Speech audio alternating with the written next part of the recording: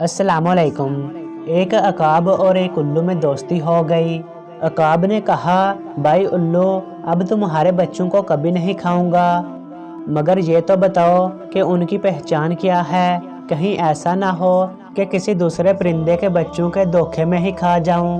उल्लू ने जवाब दिया, भला ये भी कोई मुश्किल बात है, मेरे बच्चे सब परिंदों के बच्चों से ज़्यादा खूबसूरत हैं। इनके चमकीले पर देखकर तुम एक ही नज़र में पहचान जाओगे। और अकाब ने उल्लू की बात काटकर कहा, बस बस, मैं समझ गया, अब मैं कभी धोखा नहीं खा सकता। मगर भाई, हर बात को पहले ही पूछ लेना अच्छा है, फिर पछताने से कुछ नहीं हो सकता। अच्छा, फिर मिलेंगे, अल्लाह हाफिज। ये कहकर अकाब उड़ गया। दूसरे दिन अकाब शिकार की तलाश में इधर उधर उड़ रहा था कि उसे एक ऊंचे दरख्त की शाख पर किसी परिंदे का घोंसला नजर आया। घोंसले के अंदर 4-5 काले कलूटे बदशक्ल बच्चे मोटी और बदी आवाज़ में चूं चूं कर रहे थे।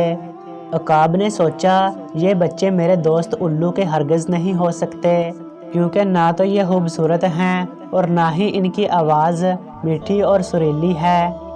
ये सोचकर अकाब ने उन बच्चों को खाना शुरू कर दिया। वो सब बच्चों को खा चुका था तो उल्लू उड़ता हुआ आया और शोर मचाकर कहा, अरे तुमने ये क्या किया, ये तो मेरे बच्चे थे। अकाब घबराकर उड़ गया। एक चमगादड़ ने, जो पास ही उड़ रही थी, उल्लू से कहा, इसमें अकाब का कोई कसूर नहीं, सारी गलती तुम्हारी है। जो कोई किसी को धोखा देकर अपनी असलियत छुपाने की कोशिश करता है, उसका यही अंजाम होता है।